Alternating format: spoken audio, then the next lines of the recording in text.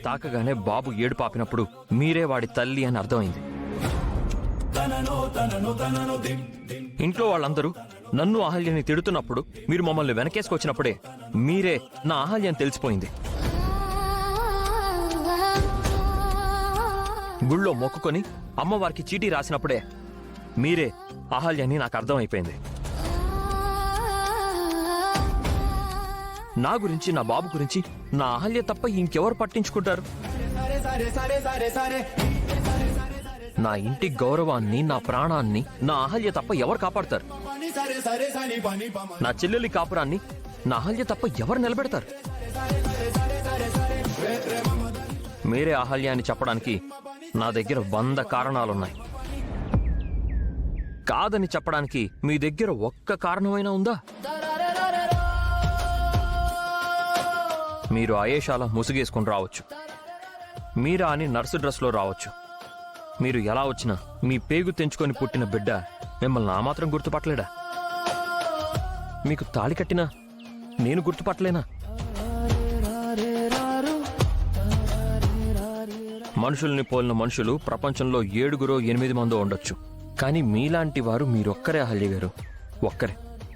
మీలా ఎవరూ ఉండరు, మీ మనసు ఎవరికీ ఉండదు. నాకంటే ముందు మన బాబు మిమ్మల్ని గుర్తుపట్టాడండి. కానీ వాడికి మాటలు రావు కాబట్టి ఏడు పాపి నవ్వుతూ మీ ఉనికిని చెప్పాడు. వాడి తర్వాత గుర్తుపట్టింది నేను. నాకు మాటలొచ్చు, అందుకే చెప్తున్నాను. మీరు నా అహల్య, మీరే నా అహల్య.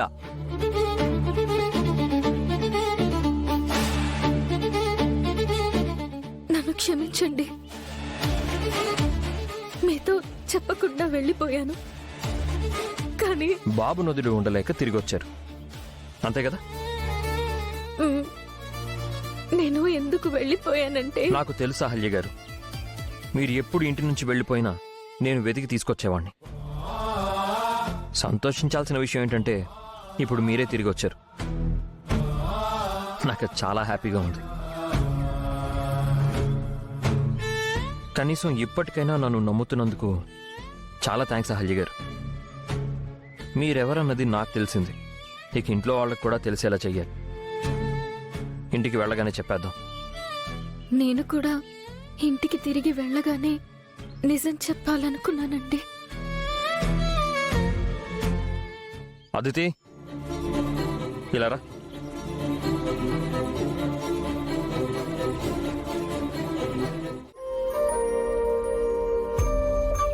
బాబు, ఆపరేషన్ ఎలా జరిగింది? ఆయన ఎలా ఉన్నారు? ఆపరేషన్ సక్సెస్ అయిందా aunty? Uncle out of danger.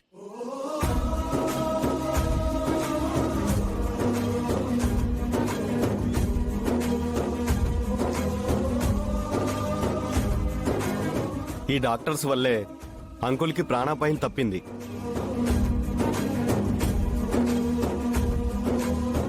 మీ రుణం ఈ జన్మలో తీర్చుకోలేను. దేవుళ్ళ వచ్చి నా భర్తని కాపాడారు. భలే వారండి, మేమేం దేవుళ్ళం కాదు. మీ భర్తను కాపాడింది మీ అబ్బాయి గౌతమ్. తను చెప్పడం వల్లే మేము ఇక్కడికి వచ్చాం. మీరు మాకు రుణపడ్డం కాదమ్మా, గౌతమ్ మాకు చేసిన సాయానికి మేమే తన రుణం తీర్చుకున్నాం. మా వాడికిప్పుడు ఎలా ఉంది? ఇంకే సమస్య లేదు కదా? ఏ ప్రాబ్లం లేదు బామ్మగారు. అంకుల్ ఇప్పుడు అన్కాన్షియస్ లో ఉన్నారు. స్పృహలోకి వచ్చాక మీరు వెళ్ళి చూడొచ్చు. ఆకాష్, ఇక మేము బయలుదేరతాం. థ్యాంక్ యూ, పదండి.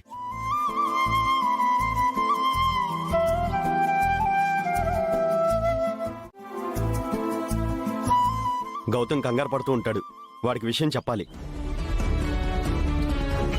ఆకాష్ అని ఫోన్ చేస్తున్నారండి. అరే, నాన్నకెలా ఉందిరా? సర్జరీ అయిపోయిందా? అయిపోయిందిరా. నువ్వు పంపించిన doctor Kishore, doctor Vasant excellent గా సర్జరీ సక్సెస్ చేశారు. Uncle out of danger.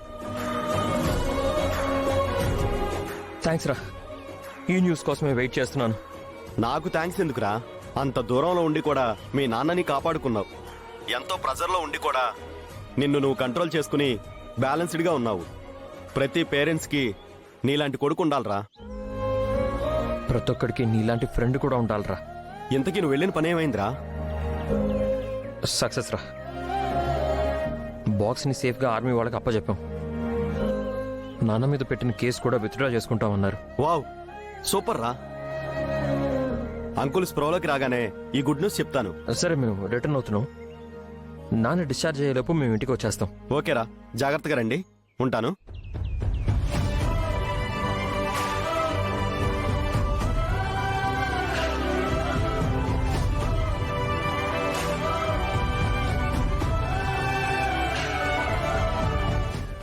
నాన్న సేఫ్, బాక్స్ కూడా సేఫ్గా అప్పచెప్పాం. నాన్న మీద పెట్టిన కేసు కూడా విత్డ్రా అయిపోయింది.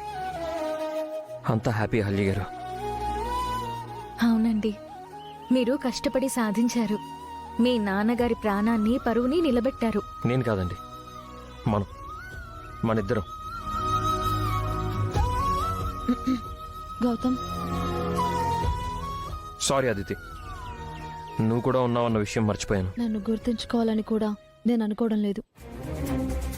నేను వెళ్ళిపోతాను. ఒంటరిగా ఎందుకు? మీ మధ్యలో నేనెందుకు? అదేంటదితి, అర్జున్ సార్ని చూడ్డానికి రావా? ముందు అమ్మని చూడాలి. సరే.